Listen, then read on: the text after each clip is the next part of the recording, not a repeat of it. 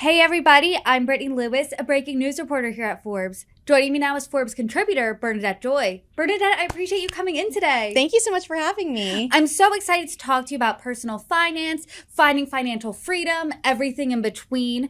And you are a self-described debt-free millionaire. Yes. Tell us how you got there. It's kind of strange to hear someone else say it, right? To say I'm a debt-free millionaire. And I love how you said yes. Yes, I am, right? And, to be honest, it took me a little bit to claim that. Mm-hmm. But what I found is, going back to 2016 is when I started my personal finance journey. And the original impetus of me going into personal finance was just to become debt-free, particularly student loans, right? And so at the time I had $72,000 of student loan debt, and I had mortgages and all of the bills that everyone typically has, and I was incredibly overwhelmed. And so I started on the path of teaching myself personal finance, and I actually ended up paying off the student loans in about a year, which was wild. How did you do that? Because let's just back up for 1 second. Yeah. You said $72,000. $72,000. How'd you do it? So, and we'll probably talk a little bit more about some of my other philosophies around this, but just breaking it down into smaller chunks. And so the original thought process was, okay, $72,000 is a lot of money, overwhelming for most people. And at the time, my salary was about $50K. So that's a lot of money to try to put away in a short amount of time. But I said, let's figure out a goal that would be reasonable and a little bit of a stretch. And so I decided some basic math, working my way backwards. $72,000, what would that look like if I could do that in 2 years, which is hyper aggressive, right? So $72,000 divided by 2 years is $36,000 a year, which is still a lot of money, right? And said, let's keep going backwards. So I divided it by each month, and it was about $3,000 per month.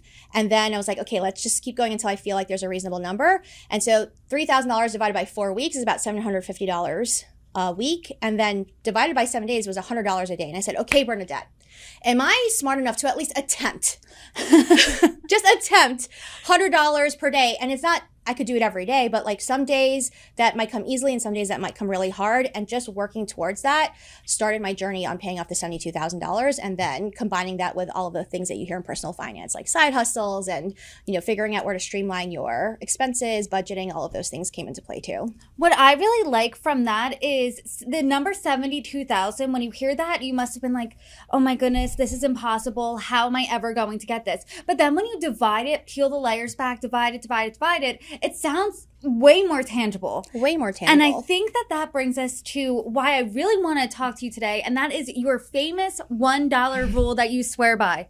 Can you explain this rule? I love that you called it famous. Well, I already texted my mom and sisters about it and said, I'm going to share the story I shared with you before.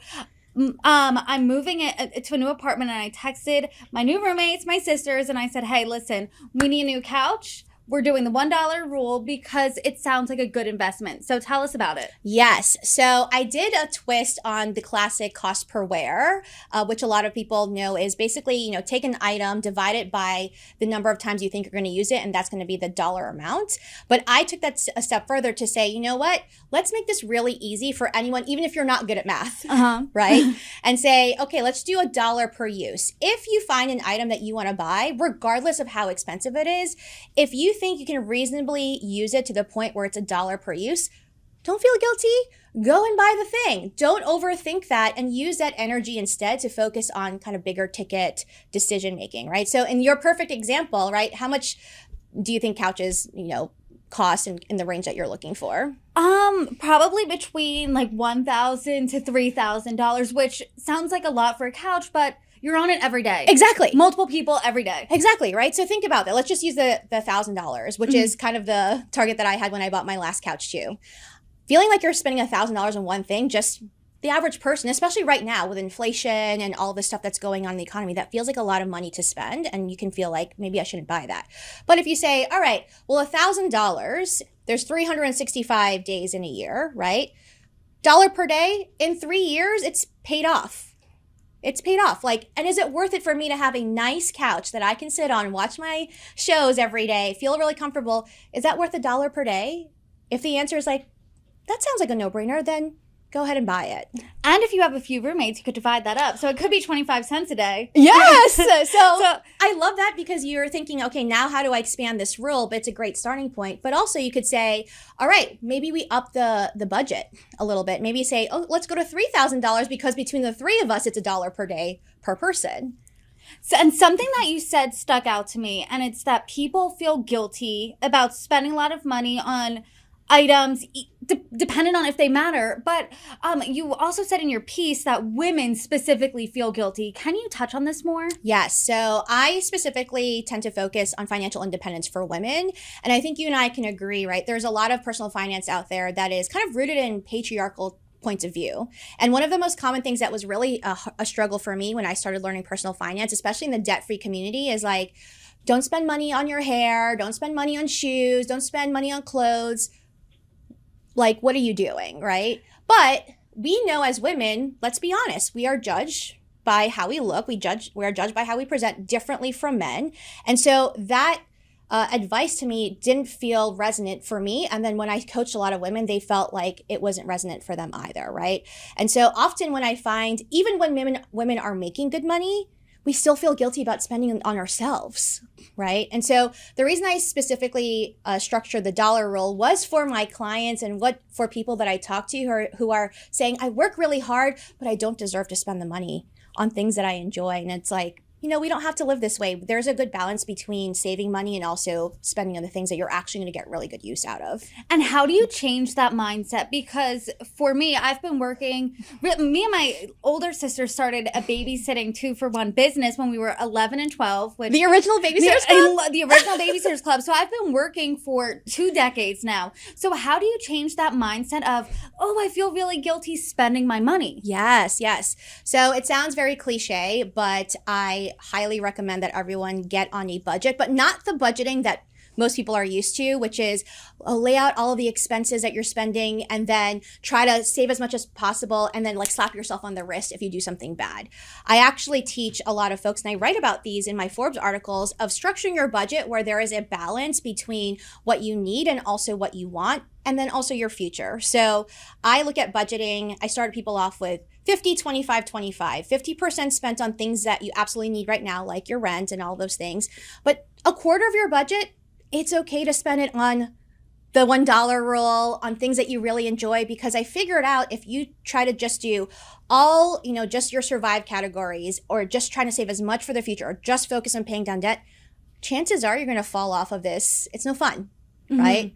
It's boring, it's drudgery. And so inserting some of that fun now and being able to say, it is actually okay. Let me give myself permission to spend money, keeps you on the journey on the long run. It's almost like a money portion control situation.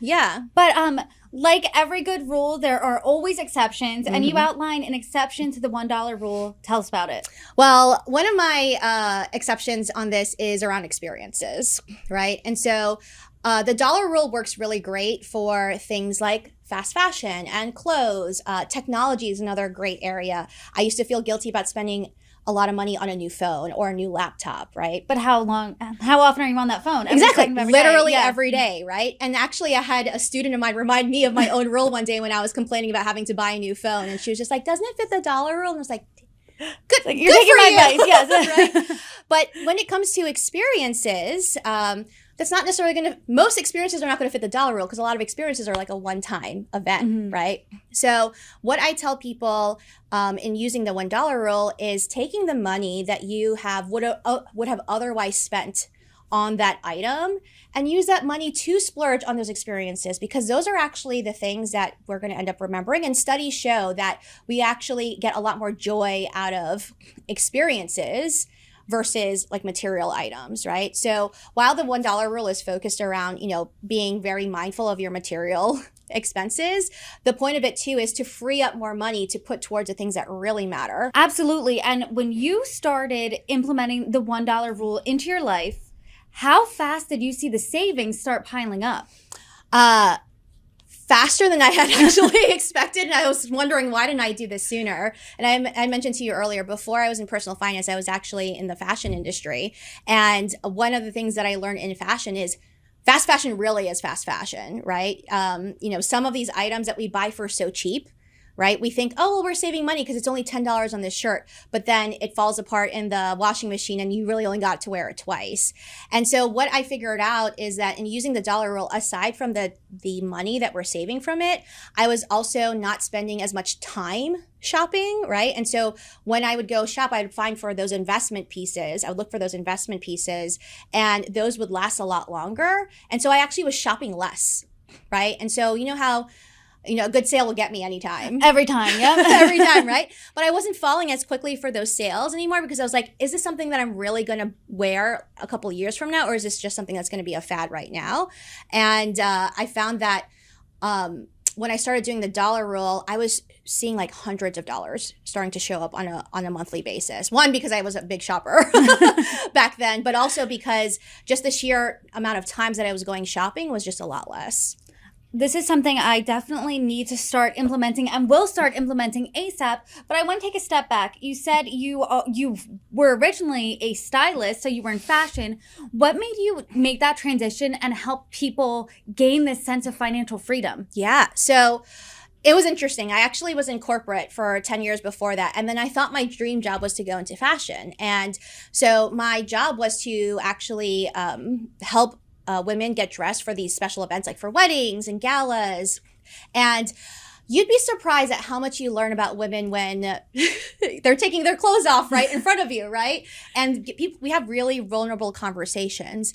And what I noticed across a lot of these women, and because at the time, the business I owned was a dress rental company. So women were coming to my business to borrow a dress, wear it one time, right? And then have me dry clean it, and then they don't have to keep it in their closet. And all of those women who came to me were very practical, right? They're like, I know I'm not going to wear this more than once, especially you take so many photos, right? In these big events, right? But I started to notice that the thing that I actually really was excited about was not the fashion part. It was helping these women save money and helping them, figure out like, okay, well, you're about to go spend $400, $500 on this dress that you're going to wear one time. And now you got to rent this dress from me for $99. And I would ask them, what are you going to do with the money instead? And they would say, oh, I'm going to take my kids, to go see a show, or I'm going to use it to like buy my friend a gift. And that started me thinking, you know what? I still want to help women. I still want to help with things like self-worth, which was part of why I did that business, but maybe I can do it from the personal finance perspective instead.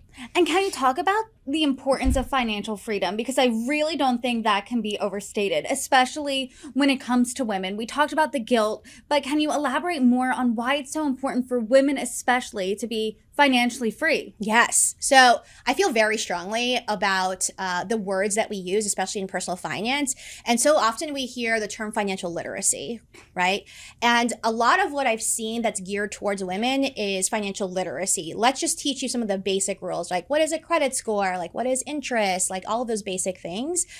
But honestly, I think we're capable of so much more as women. And so what I teach is financial freedom or financial independence. And the differentiation I make in that is financial literacy is just teaching women how to play the game of money. But I want to teach women how to win the game at money, which is financial independence, which is hopefully one day you're going to be able to say, I'm making choices based on the things that I want to do with my life, independent of how much it costs me. And how much more freedom can we all have as women if we are actually making choices on what's right for us versus how much it costs, right? And, the other aspect of this, which is a much broader idea, is that how much different would the world be for women if we had more money in the hands of people who wanted independence for both women and men? Winning the game of money. I love the message. Thank you so much for coming on and teaching us the $1 rule. Definitely immediately implementing it. I already started. Bernadette Joy, thank you for coming on. I hope you come back. Thank you so much for having me.